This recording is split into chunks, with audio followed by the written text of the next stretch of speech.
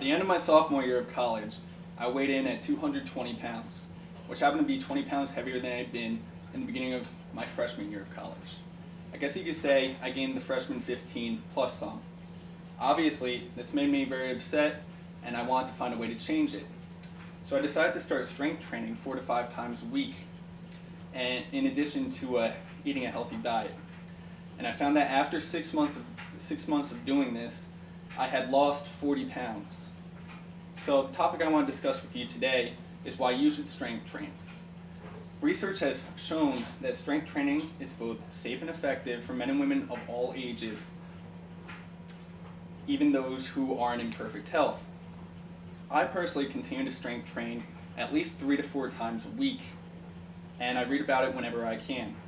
So today I'll be discussing with you how strength training can help you lose body fat, how it can prevent diseases and chronic conditions, and how to start strength training. First, I'll talk about how strength training can help you lose body fat. Simply put, when you strength train, you gain muscle mass and increase your muscle to body fat ratio. Muscle tissue partly contributes to the amount of calories you burn while at rest, also known as your basal metabolic rate. Now, when you gain muscle mass, you also increase your basal metabolic rate, therefore expending more calories every day. So over a period of time, this will allow you to lose body fat. According to James Orvis, a certified personal trainer and author of Weight Training Workouts That Work, each pound of muscle that you add through weight training burns an extra 50 calories a day, even when you're at rest. So that means if you gain 10 pounds of muscle through strength training, that you'll burn 500 calories more a day and increase your metabolism. So obviously, strength training is essential to help you gain muscle and therefore lose fat in the long run.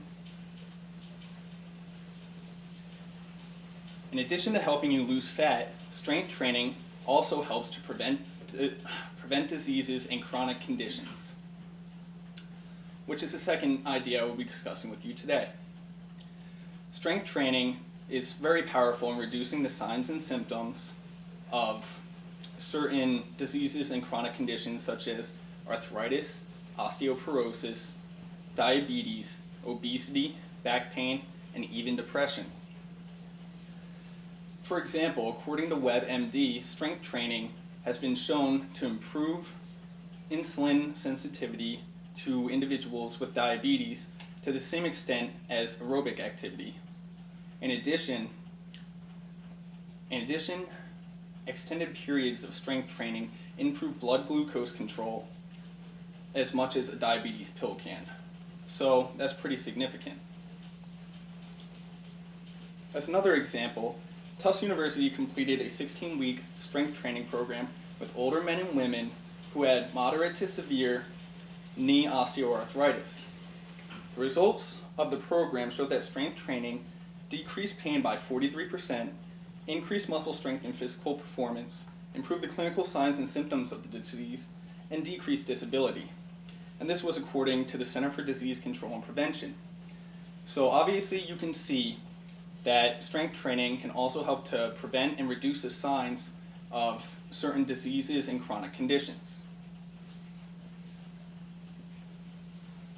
Now that you know that strength training can help to prevent certain diseases and chronic conditions, the next step is to learn how to start strength training. The American College of Sports Medicine recommends including strength training exercises at least 2 times a week with a minimum of 48 hours of rest between each exercise. On top of this, you should train each muscle group at least twice a week. You can perform strength training moves using either free weights, machines, or even body weight. You can look up various exercises using sources such as the internet, books, friends, or even by hiring a personal trainer, even though that costs a little bit of money. The main thing you should focus on when you learn strength training is to practice good form so you can reduce your risk for injury. You should start with a weight that allows you to do 8 to 12 repetitions, with the last 2 repetitions becoming hard to complete. Furthermore, you should breathe normally throughout each exercise. A common mistake that people make is that they'll hold their breath during an exercise, which can actually cause them to pass out. And when you have a bunch of weight above your body, you really don't want to do that. Last but not least, you should make sure each movement is slow and controlled. I personally started learning strength training with my friend who majors in kinesiology and had a good basis in strength training. So he helped me learn some basic exercises and he really taught me how to keep good form. I then continued to learn more exercises through other friends and by looking at various websites such as menshealth.com, bodybuilding.com, etc. Through time and experience, I gained a vast arsenal of moves that I can use to build a strength training program at any time. I can vary it whenever I want to hit all the different muscle groups of my body. So now you know how to start strength training, and you can see that it's really not that hard to begin with. So today I went over how strength training can help you to lose body fat, prevent diseases and chronic conditions, and how to start strength training. Hopefully, now that you've seen all of the benefits that it provides and you know how to start, you will decide to include strength training as part of your life. As you can see, it helped me and it can help you too. So do yourself a favor and start strength training today.